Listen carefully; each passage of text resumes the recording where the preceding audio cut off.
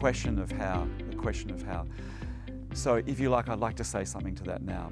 I'm going to say something broadly about how to support this migration. Then I'm going to go into describing these three reactive tendencies. And when we do work on those three, we'll be enacting one of the two ways that we grow. We'll be enacting one of the two ways. So there's broadly two strategies that we want to engage in to support our growth. Broadly, there's two. One is if you like, it's called this upward stream or upward trend. I was just going to say it's like a tide. It's drawing yourself up here and deliberately asking yourself the questions that evoke and help you identify with your self-authoring self. So you're frequently and deeply asking yourself, what do I care about? What's actually important to me? What do I really want to do? Most of the movies that 20-year-olds love, and many of us 45, and then for me, mid-50s love, are about the stories of people who are fulfilling all the obligations of the world around them, and then they finally got fed up with it and decided to stand up for themselves and choose something. Do you know what I mean?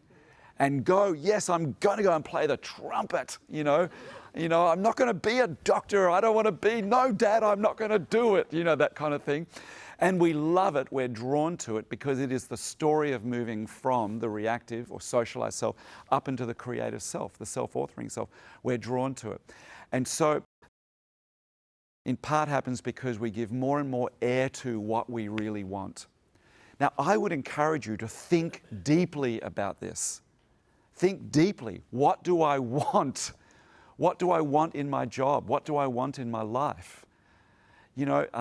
Journal about it. Don't just think about it for a moment over a good cappuccino. I mean, write it down. Get a journal. Write down the key areas in your life. Find out, so am I a parent? Am I an employee? Am I a son? Am I a wife? Am I a husband? Write down all the key relationships that you're in and write who you want to be in each one. Who is it that you want to be? And then go back and read it again and refine it and change it. And every time we do this work, we're doing the work. One of the key strategies to help us is we sit down and we keep asking ourselves that question. You will find as you do that work that at least temporarily you'll be out of the cutting edge anxiety of putting fires out. At least you'll experience it when you're up here while you're doing that work. But the thing is, it's like you're watering a plant up here. You're fueling your self-authoring self by asking her the questions she loves to hear. Who are you? What do you care about? What do you want to create? And you keep writing. You go back and change. If you're into goals, ask yourself, what do I want to create in 5 years? Dream for it. So here's the twist I'd like you to give yourself, and this is something I've found to be very, very powerful, and I'm not the only one who says this. Virtually everyone who teaches personal transformation says this. Once we write about what we want, we think about it, and here's the trick. You reflect upon it. You actually reflect upon it and give yourself permission to feel like that self now. It's going to feel like you're a fraud to start with. Because most of the day you feel like you're just, my God, putting stuff out and stopping shit happen.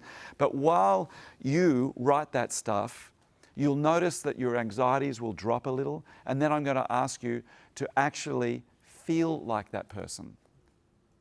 And notice as you feel like that person, your thinking begins to change. Different ideas come to mind. Different inspirations come to mind. This doesn't happen, though, unless you deliberately choose it to happen. Generally, it needs some will, an exercise of will to give yourself to do that. And that is and doing work like that, some people talk about going on quests, go away for a weekend, camp in the bush on your own, all that sort of stuff. You don't have to do all that, or you might. But whatever, the whole purpose of that is to fuel and to feed your self-authoring self which is interested in answering the question and having the question asked, what do I want? What do I care about? What do I want to create in my life? Who do I want to be in those key relationships? How do I want to be thought of? What's my legacy? You know, the whole idea, you know, Stephen Covey was doing these exercises 30 years ago, you know, and I've ran groups 25 years ago where I asked people to imagine turning up in this little cathedral on a hill and all these people are there, and then you realize it's your own funeral. You know, it's your own funeral. And then you just begin to imagine what people would say about you at your funeral. And there's a friend, a colleague, someone in your family. They're all beautiful, beautiful exercises, and all these exercises have the same underlying goal: to fuel and get a sense of acquaintancy with this, who we are as a self-authoring person. She's there, he's there, we just want to get to know them, and we want to grow up and strengthen this sense of identity.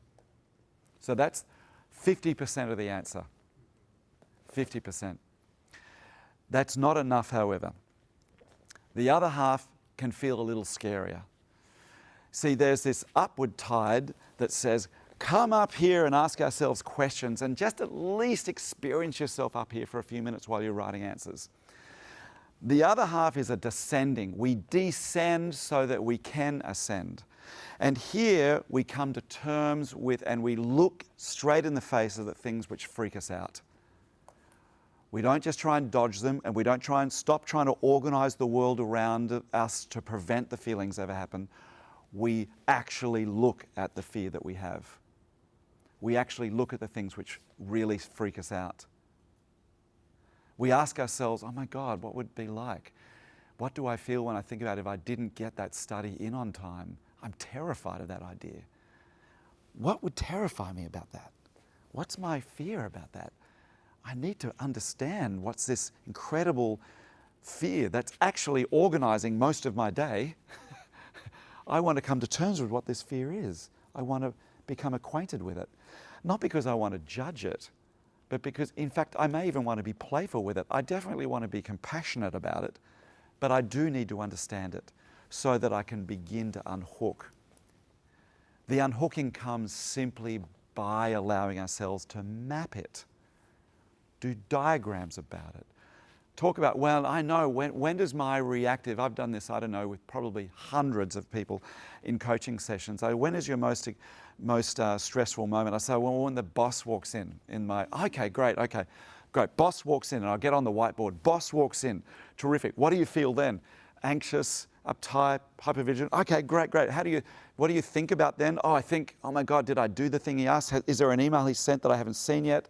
Blah, blah, blah. And I go, oh, so that's your mind. Okay, right. And what would be you afraid of that? Oh, blah, blah. And we write up the whole catastrophe. The whole catastrophe. And I'll say, this is it. This is your mind going nutso.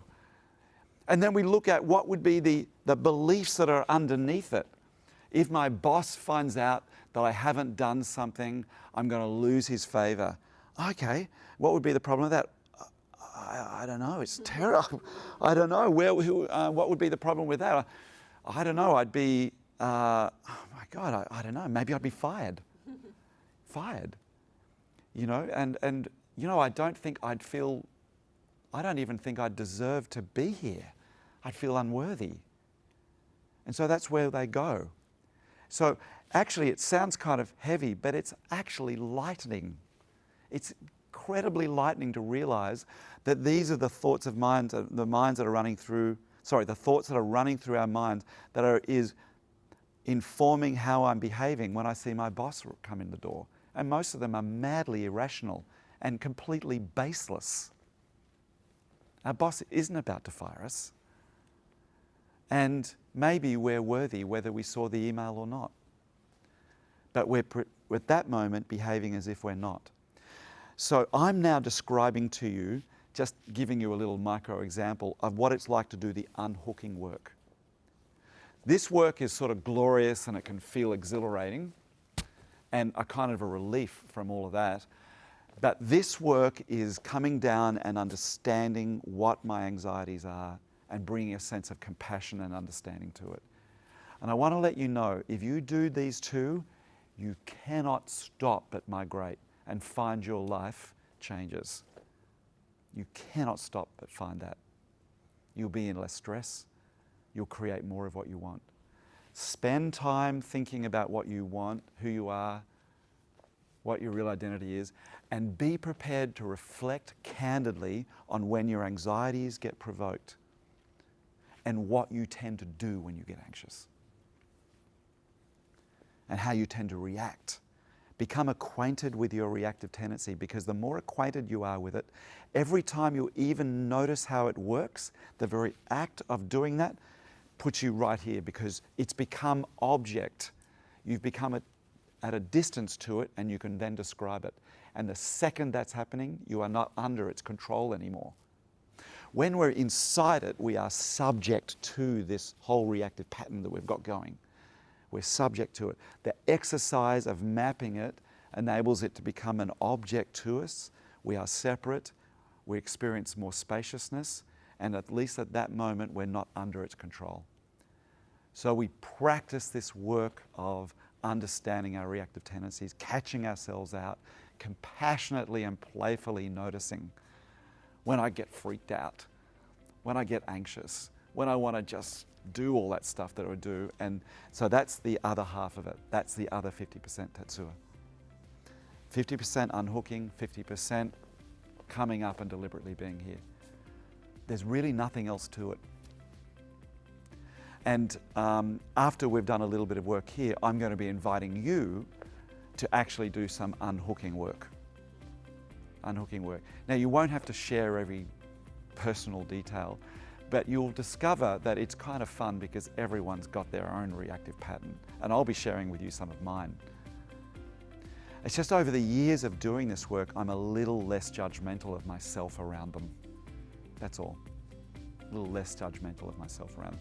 The less judgmental of myself around them, I'm finding they don't have as much power over me as they used to.